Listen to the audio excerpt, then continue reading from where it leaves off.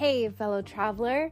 Welcome to the Third Eye Awakening podcast, a show where we talk all about spiritual and psychic awakening, magic, the shift from 3D to 5D, star seeds, ascension, multiple timelines, multiple dimensions, the universe, the multiverse, the Akashic records, all the good things.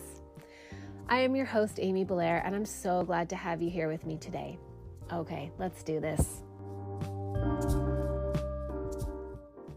Beautiful souls, welcome to another episode of Third Eye Awakening. It's just me here today doing a solo episode. Actually, I've got my daughter Kiri with me, and she's going to sit quietly, hopefully. She's very, very good. So I'm really excited to do my first official Q&A for the podcast. A while ago, like maybe 3 weeks ago or something, I put out on my Instagram stories and in Soul Space that I want to do a Q&A for the podcast. And I got some really cool questions to go into. So I'm really excited. And I'm definitely going to do things like this again. So if you have questions for me about spiritual awakening, psychic awakening, whatever, watch my Instagram, watch my post in Soul Space, and just see when I throw out another Ask Me Anything. And I'd be so excited to answer all of your questions. Okay. First of all, though, I want to say that I've changed my Instagram handle to Cosmic Oracle, number one. If you're having a hard time finding me on Instagram, I'm not Amy North Star anymore. And that is for two reasons. Number one is because I just feel like I've outgrown the North Star. I feel like I've gone into a really big shift. I still constantly work in the Akashic field, but I'm really not doing one-off Akashic readings anymore. I feel like I'm sort of in this state where I'm constantly, continuously connected in with the Akashic field and receiving visions that to me go, the description oracular. So I feel like an oracle. And that's why I changed my handle. But also, I changed my handle because there have been some imposters on Instagram who make slight variations to the handle Amy the North Star. So like they would do Amy _ the North Star or Amy the North Starro. And they would totally rip off my profile, like use my pictures, whatever, and then friend a bunch of my followers and DM them and like basically solicit cheap, shitty, low end readings from them. Like they would be like, oh, I'm drawn to your name and there's a message from the ancestors and I would love to give you a reading about money and love or something like that, some cheesy thing. And then they would just basically harass the person for a reading, and they would be selling them like text messages or video messages, maybe, or audio or something like that. And they're pretty low cost. And first of all, like I just do not work at that low cost. I did once and I almost died. It was so intense to do so many readings because I don't believe in doing half shitty readings for people. I want to do the best one possible. And I also have to manage my energy. So that's your first indicator that is not actually me. And also, I'm not saying people don't do readings for that amount when they're starting out, but just know that it's hard to do readings for under $100. It takes a lot of energy to go into people's field. Then second of all, I will never, never reach out and solicit a reading from somebody. I just think it's so rude. I have a website. You can find me there. I have an Instagram. I have a Facebook group. I have a podcast. You can find me in all those places, like you can email me. Like I said, I'm not doing one-off readings right now, but I just don't need to or want to disrespect people by reaching out in their personal private messages and try to convince them to do a reading with me. So that's not me who's doing that. And I'm totally powerless to do anything about it. I've reported it to Instagram so many times. So many people have reported it to Instagram.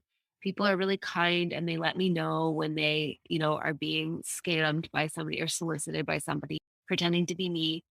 And we've all done our due diligence in reporting these people. And Instagram just fails to do anything about it. And unfortunately, then some people message me and let me know that they've been scammed. And sometimes they realize they've been scammed and they're just like, I don't know, they're just letting me know, I guess. And sometimes they don't realize they've been scammed and they think that I owe them a reading. And it just makes me so sad because I don't know who these people are. I'm not affiliated or associated with them at all. And I can't do anything about it. I can't go after them. I don't know what more to do. So anyway, so I changed my profile and you will see in my profile, if you are on Instagram, that at the bottom of my bio, it says, this is my only account because I don't have any other accounts. I don't like sometimes they would tell people that this was like my backup account for readings only. I don't have any such thing. So bottom line is that please don't fall for that. If you did fall for it, please forgive yourself and release it. It's not, this is not something that you need to take on and carry around from a place of shame. Lord knows that none of us need more shame than what we already have to contend with. So, I love you. And it sucks that people would do this and take advantage of people's confusion at this time. But it's also like it's nothing new, right? People just do this stuff. Some people are really drawn to scamming others, and I can't speak for them. I will momentarily, though, before I move on to the questions, I'll also talk about the importance of discernment. And I'll probably do a longer YouTube video or episode about discernment sometime. But you have to run everything through your own internal truthometer and your own internal bullshitometer. And you need to trust those things within yourself. And part of learning the language of your own like truthometer and your own bullshitometer is sometimes falling for the bullshit. And then you're like, oh, the thing is that I knew, a part of me knew, and I went ahead and did it anyway. And that's valuable data that helps you to not fall for it again in the future. But right now, because we're in the thick of a really powerful, really intense quantum leap of consciousness. It's a blah, blah, blah, the great awakening, blah, blah, blah. But it's like a lot of people are experiencing spiritual awakening for the first time. A lot of people who have been on the spiritual awakening journey for a long time are going through huge quantum leaps. Either way, it's a quantum leap. And as such, it creates a lot of confusion in people, a lot of feeling disjointed, ungrounded, really, discombobulated. And there are a lot of content creators, myself included, who we feel like we have something to say, something to share on all of these topics. And we all have our own version of the truth. But nobody's truth is like the high and mighty ultimate truth of God. Everybody carries a piece of the truth. Everybody carries a piece of the truth. Some people are lying and bullshitting, but they even carry a piece of the truth. They're just presenting lies and bullshit for whatever reason. But I'm not going to accuse anybody of that. I'm just going to say that at this time, it's really important that we all accept that we have an equally valuable piece of the truth within us to anyone else. We have access to the truth. We don't need a middleman. Readings are amazing. Currently, I work with a couple different mentors who can help me validate the things that I already know, the things that I'm already experiencing. So there's a lot of value in that, but I'm not abdicating my personal power to them. I'm not showing up to our calls and asking them to give me answers or tell me what I'm supposed to do. I show up and I'm in charge of my own life. I make my own decisions. I live with my own consequences. I learn from my experiences. I want to be in my full agency and sovereignty and power. And so I don't go to readings or any other content creators looking for truth that I don't already have access to. I'm just going to it to hear it through the filter of another person's perspective and to receive validation around the things that I already understand on some level, I already have within me. And I allow myself to be intuitively guided, intuitively drawn to the people that carry specific codes for me. But I'm never holding them responsible for any of the decisions that I make.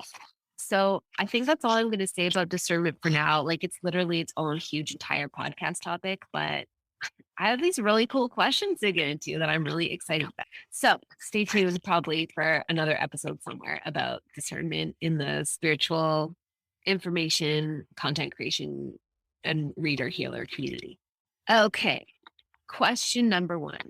My beautiful friend Kasha asked how to explain Christ-like frequency to people who want to understand but are quite triggered by words like. I am so excited about this question because right now I'm really, really stepping into and owning that I am here to be an embodiment of the Christ light frequency.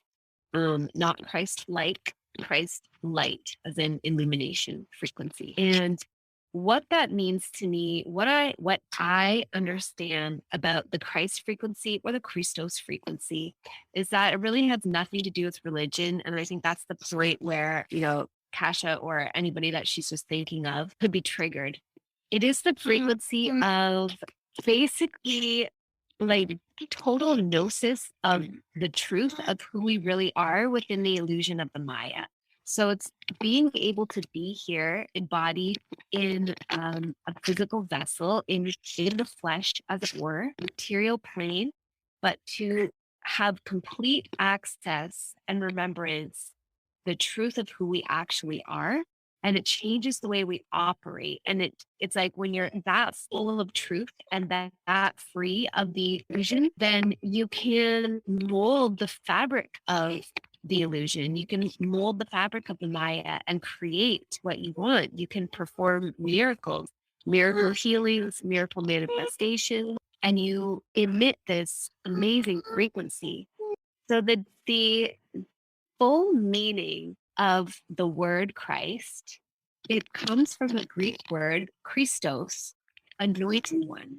So the man that we know of as Jesus, it's not necessarily like Christ is not a word that originated with Jesus or was only applicable to Jesus, but Jesus became Jesus Christ because he was in his Christ consciousness.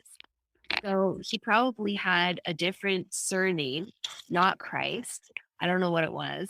I don't know if they had surnames at that time. I don't even know if Jesus actually lived as a man. I believe he did, but I don't want to state it like a fact because I don't know. I wasn't there as far as I remember, but maybe I was actually. I just learned from my beautiful friend and private mentorship client, Colleen, about the priestesses of Carmel. And she was telling me about it. And I was like, I remember. I was there. That's wild. Anyway, tangent.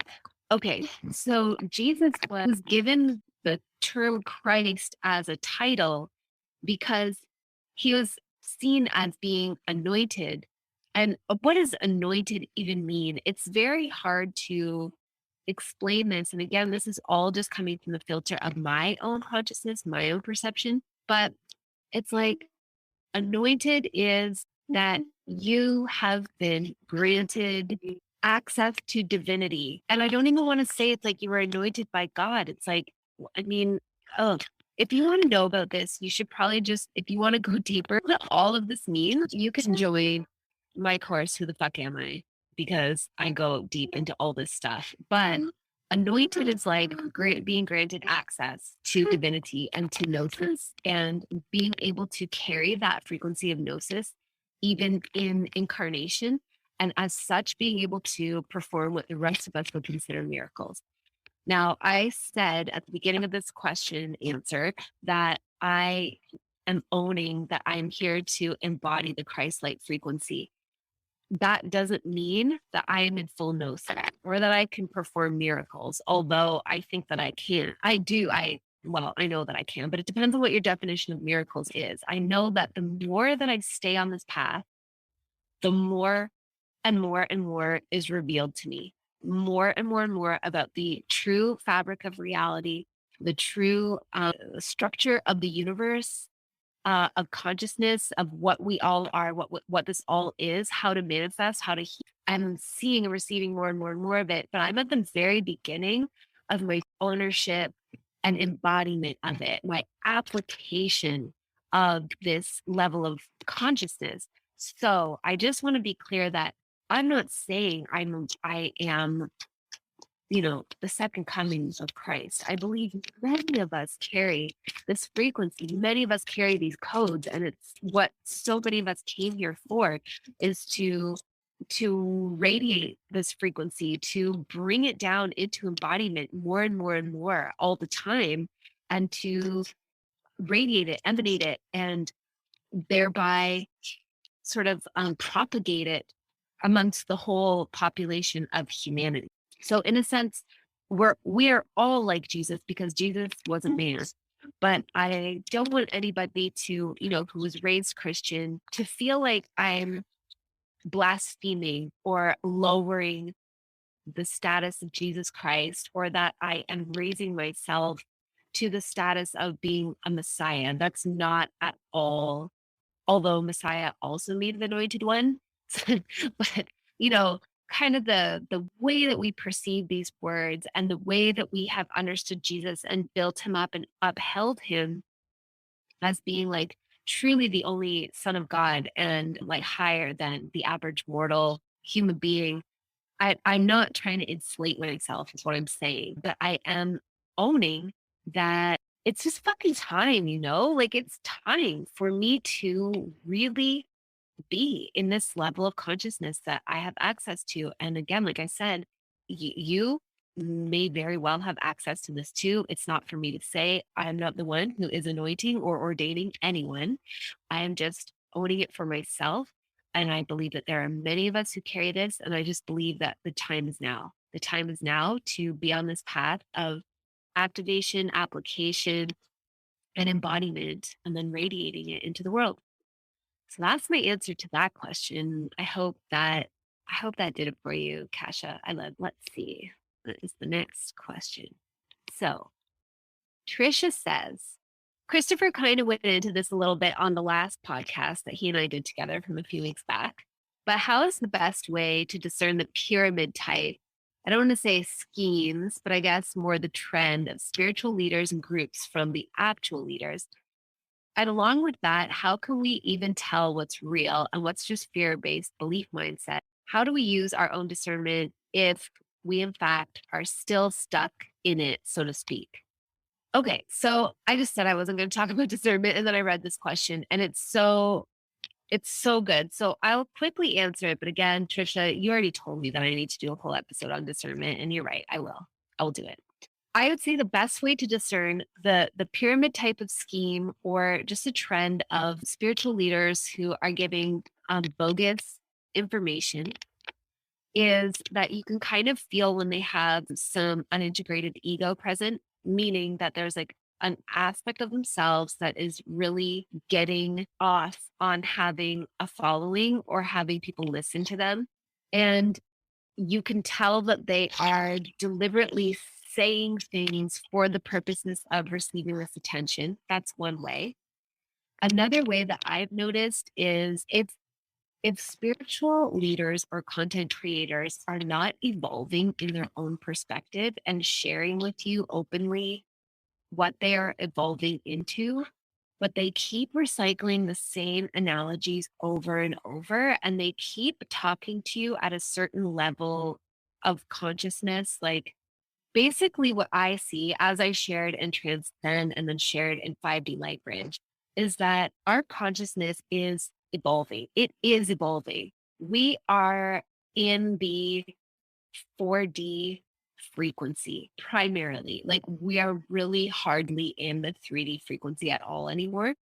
It appears like we are physically incarnated, but that's because it's the material plane. So, in a sense, we are physical. There is a material aspect, but our consciousness is not 3D consciousness anymore. It's 4D consciousness, meaning that we are cycling around in the realm of the story, of the narrative, of the perception, of like, themes, personality qualities, archetypal energy, all that stuff playing out in the collective drama through our individual dramas. And so it doesn't really work to use the same analogies, I'm sure, that were being used even 2 years ago, but certainly not like 5 years ago, certainly not 10 years ago. And you could probably tell when you listen to old videos, like for example, on the Higher Self channel on YouTube, and you listen to old videos, you're probably like, yeah, like there will still be gems in there. I'm not saying there's nothing of value, but it's the frequency of our consciousness has changed. And so if you're listening to a content creator and they keep cycling you around in the same analogies all the time about interpersonal relationship dramas, and that's the lens through which they are trying to explain higher concepts of consciousness, I feel like, I'm not saying it's a pyramid scheme because they might not even be asking for money, but I'm just like, why are you still talking at the same level as if people don't understand something deeper? Like everybody is upgrading our consciousness. Everybody, we're all growing together. So I do have a suspicion that people who are kind of using those same analogies over and over and teaching from that place, and just they have it figured out and you don't, or their listeners don't, I feel like they are potentially, I'm not sure why they do it. I don't want to speak about anyone else's motivations, but I have wondered, like, is this kind of like, is this to keep people stuck so that they like maintain followers because then people don't feel empowered in themselves? So they've kind of disguised empowerment messages, or they've disguised like a disempowering frequency of drama, interpersonal drama, narrative analogies. They've disguised it as empowerment messages, like how to get out of that disempowerment. It feels like there's something a little bit inverted there that's happening. But that's just me. And then with the pyramid type of schemes, it's so hard to say. It's so hard to say because I absolutely believe that money is not a bad thing and that everybody gets to decide what they are investing in on their spiritual path. Like whether they're just going to consume free content, which is totally fine. There's a plethora of it. Or if they're going to invest in a program or a course or buy a book, or if they're going to like go all in and invest in a high-end live group program or private mentorship or whatever, right? Or they're going to get like go into a certification and become a Reiki master, or like Christina, who was just on the podcast last week. I think it was, no, the week before. Anyway, she channeled high 7D healing, right? And she's turned that into a certification program. So you can become a certified high 7D healer through her modality. And she is completely 100% entitled to receive money as an energy exchange for being the channel for that work and then translating it and teaching it and creating a certification structure, right? And that does not mean that she is a pyramid schemer or anything like that. And furthermore, whatever level you choose to invest at, you're not just paying that person, you are investing in your own transformation experience. So the price tag that you're looking at isn't about the person, it's about your transformation. You can make it about the person and then project your own unhealed money stuff onto them and see them as greedy or whatever, or unspiritual for charging money. But the truth is that there's also the option to see it as like, I am choosing it because I choose my transformation experience and I'm going all in because I am a safe bet. Like every time I invest in myself, I grow exponentially. So both of those options are available to see it that way. But for a pyramid scheme, I would say that if you are investing in a program to become, like Christopher was talking about, a certified, I can't remember the program he was specifically talking about. I remember the conversation, but I don't remember the details of what the title would be. But let's just say that he invested in this belief structure, this system that they were teaching. And he was going to come out with the title of like a priest of the seven temples of whatever. The pyramid structure comes in where if you are always having to pay like dues to the person at the top, like it's one thing to pay for your certification once or to be on a payment plan, but like there's an exchange for the information and the practice and the connections that you make in the group and all that, right? But if you get the certification and then you can only get your clients through them and their marketing structure that they've set up, or you don't get to pick your clients because that you're just assigned clients through the marketing structure they've set up, or you have to pay a portion of whatever you make as you apply this learning you received through them to their institution that they've created or something like that. Like a pyramid scheme is just sort of where like you're paying out to somebody and there's no obvious reason why. You're just like, what am I getting in exchange for this? Are you just capitalizing on like you're the cap piece of the pyramid and you just get paid all these riches because you had this idea once and all of us are basically like working for you and paying you like almost like a royalties fee. That kind of feels like a pyramid scheme to me. But even if it's not in a pyramid scheme, it's like we have to consider the creepy, weird, funky vibes that we get. And I think that's what Christopher really noticed. It came through as a pyramid scheme to him. That's how he felt about it. But it's like this weird cultish feeling of like, you're not allowed to have your own beliefs. You are not allowed to question the validity of the belief structure that's being presented. You're not encouraged to be your own connection to your own truth, but you have to like conform and you have to make changes to your lifestyle in accordance to instructions that they're giving. You know, the important thing that we are really experiencing collectively right now and through the past couple of years is like we're being given every opportunity to powerfully choose our freedom and our sovereignty, to choose our own fucking agency. Makes it so that we're not deferring our power. We're not abdicating our decision making responsibility to somebody else. We're not falling in line anymore. We're not, you know, doing what we're told to do just because we're told to do it.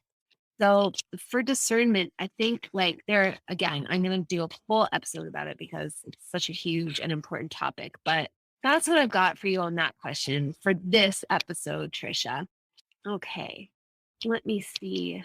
Katie says, I want to know more about how repatterning and manifesting happens in the higher dimensions. For example, I know there's geometric shapes that are the foundation for how things look, how things act, soul psyches, etc. And she once saw herself as a geometric shape in meditation. So, for instance, are we constructing new geometric patterns while deconstructing old ones when we go from feeling financial scarcity to feeling financial independence? Meaning, when we are anchoring in those manifestations, is that how we are doing it? Is this similar to agreements or contracts that we make? I've had the experience of removing agreements in this life that I made prior to incarnating. And I'm just curious how I did that on a higher level.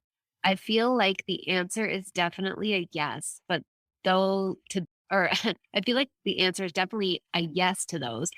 But I feel like there's something in your response that will help clarify something or give me a new understanding. And then she says, also, I could use some practical advice for when you start to outgrow the teachers, mentors you've had for so long. I'm having this very strange experience of no longer feeling like the majority of teachers I've had, some for decades, can understand me anymore. And their teachings no longer jive. Obviously, my frequency will attract new communities and teachers, and it already has started. But there's a little bit of discomfort and grief in letting go of the old ones. This must happen for many others. Thanks. Yeah, Katie, a hundo P.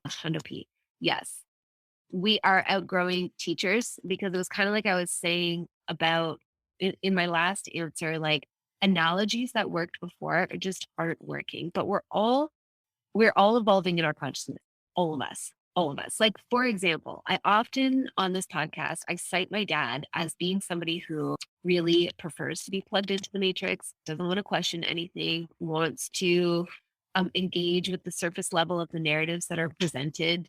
And he's a wonderful human being, and I love him so much, but he's not interested in the psychic realm at all or spiritual awakening, not even a tiny little bit. So I use him as an example often.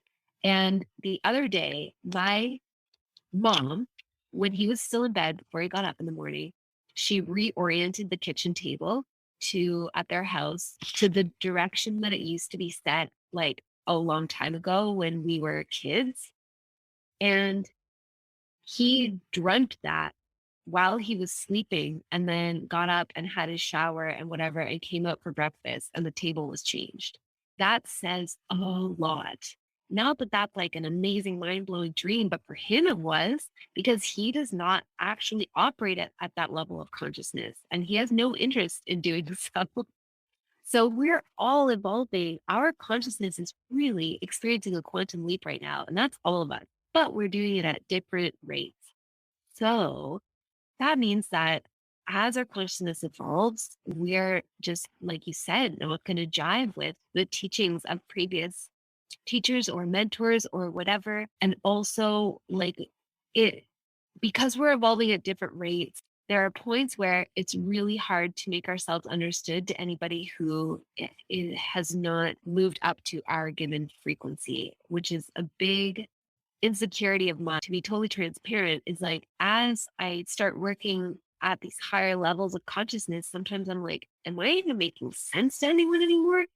Some of it's so abstract. Like, how do I even bring this down into, language that makes any sense?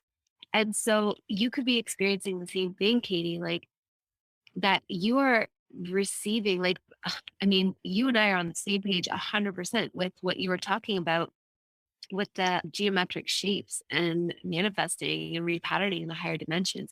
That stuff is so hard to talk about. To some people, it probably just feels like nonsense, like new age gobbledygook, So I feel like we're having a lot of rearranging and reshuffling happening in our external worlds, and relationships are, totally subject to that as well. And we're really vibing out and away from people that are not at the same consciousness frequency range or even subconscious frequency range, because we don't have to, this isn't about agreeing with everybody, or having to agree with everything that everybody says, or only talking to people that we agree with. But it's like you can be on the same frequency range on a subconscious level with somebody so that you might have a totally different worldview from them, but everything is really harmonious between you. Like your heart frequencies are in harmony, so you can be together and it just doesn't matter if they see things differently than you do because you just freaking love each other, or you just enjoy the same things. That's possible, but we're also rearranging on the consciousness frequency level and moving away from people that we just don't jive with anymore. Like there's just a dissonance, it's just a mismatch. And I feel like what's actually happening is we are being attracted to certain, I'll call them soul groups, but that's not really the right term. But I think you'll probably understand what I mean if I say that. Certain soul family, soul groups that have many of the same air quotes origins. Again, origins isn't the right term, but you could call it soul family, star family, whatever. It doesn't matter. All of those are just really flawed human English terms, but it's like frequency patterns.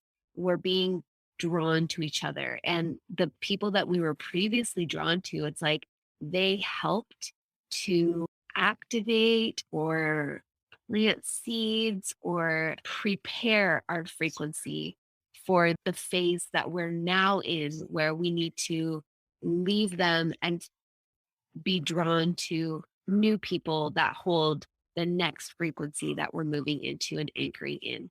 And we don't have to feel any guilt about it or any shame. It totally is, for a lot of us, going to involve, like you said, some discomfort and some grief of letting go of relationships that were really meaningful and powerful before. But it's sort of like you were talking about contracts and agreements in your previous question. And it's like those are just, they're satisfied. They are complete. And it's a beautiful thing. And the person isn't really gone. It's just that like they are moving on to new soul groups and we are moving on to new soul groups while still being incarnated and alive on earth. It's really wonderful. Okay, so to your question, So, what I see is that true manifestation, which human beings are capable of when we have a high enough level of consciousness and awareness, true manifestation happens at the sixth and seventh dimensions. And we access it through the frequency of the heart through the fifth dimension. But what it looks like is geometric pre-matter templates made of light. And I described in my recent programs lately that when I look at everything in the world, like I see the thing, I'm looking outside my window and I see these pine trees and I see the pine tree, but at the same time, I see underneath the pine tree and I see that it's actually made of all these beautiful geometries, all these little beautiful geometric units that are interlocked together to create sort of the blueprint template of the tree. And everything is made of that. It's so beautiful. We are made of that. It's so, so, so beautiful. And I think it's so cool that you saw yourself in as a geometric shape in a meditation. I see the same thing. I see us as like our souls look like snowflake mandalas. It's sort of a cross between a snowflake and a mandala. It's just this symmetrical, beautiful, crystalline geometric form. It's just it's so freaking beautiful. So when we are constructing new geometric patterns, we do sort of deconstruct old ones. That's kind of what my sessions, the multidimensional holographic matrix repatterning sessions were about. It's sort of like finding where there is corruption in the geometric patterns. So you were talking about financial scarcity to financial freedom or financial abundance. So, for example, scarcity is a perception that creates a manifestation. So, scarcity in and of itself is not a real fact, it is a perception. And by holding that perception in our geometric mandala form, we then manifest it in our external world. So, the repatterning comes from like at the sixth and seventh dimensions of consciousness, we would be able to see what part of the snowflake mandala has become distorted. And that, like in this case, the distortion is around the perception of financial scarcity and financial struggle and disempowerment and all the things that it comes with, right? Like that feeling of not having agency to move through the world comfortably. And then we would sort of like remove the things, the branches, the threads of that snowflake mandala that carry corruption. So we would remove it and then we would repattern the actual shape and form of the mandala back to its original uncorrupted divine blueprint. And that original uncorrupted divine blueprint includes an experience of like the most delicious, lavish, luxurious abundance. That is what is true. That's what's true of the energy of the universe. So that's how it goes on a higher level. You were talking about like, is it similar to agreements and contracts we make and removing agreements in this life that you had made prior to incarnating? I don't believe in contracts. I'm glad that you said agreements or contracts or agreements slash contracts because I don't believe that we are held to anything, that we're not contracted. That just is such a heavy, dense blah feeling. But we do enter with agreements. And then I think what actually happens is like the agreements are complete. So it's slightly different. We don't necessarily need to remove them. It's we're removing our perception that we're held to them. The agreement is probably already complete and that you could remove or dissolve it, or some other variable shifted and the agreement is no longer necessary in this incarnation. And then you can dissolve it. And it's just like repatterning the mandala. So the mandala has its original pattern. And the pattern changes through the incarnation experience, but it still has the original template, the original pattern. So it just becomes a variation of its templated originality. I keep reusing the sitting words. And we can mold and reshape our mandala ourselves through our consciousness. And this level of conversation is in that Christ-like frequency of consciousness. It's like understanding the actual structure of reality behind the illusory perception of what we translate through our five senses. I hope that answer was, on all these questions are all so good, and I could literally do an entire episode on each of them. So these are just like shallow dives, in my opinion, but I hope that was helpful. There's a good handful of more questions, and they're so good. So, you know what? I am just going to record a part 2. Thank you so much for submitting your questions, and I will definitely get to the rest of them. I hope you have a beautiful day or night wherever you are. And also, beautiful loves, beautiful fellow beings on earth. Thank you for being here. Thank you for lending your attention to me and receiving the transmissions that I share. Just know that I see you. I see your power. I see your divinity. I see your consciousness. I see the small but powerful ways that you are extricating yourself from the false matrix trappings so that we can reclaim this world and reclaim this material plane as a beautiful place to incarnate and develop our mandala soul blueprint.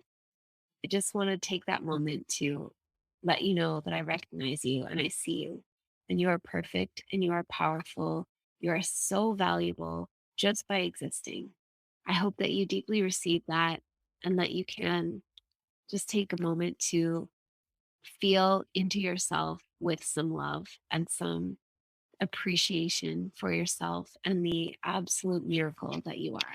And I'll catch you on the next episode for part 2 of the spiritual Q&A. Thank you so much for being here with me on this episode. I appreciate you more than my words could ever say. Please remember to rate, review, subscribe, and share, and I will catch you on the next episode.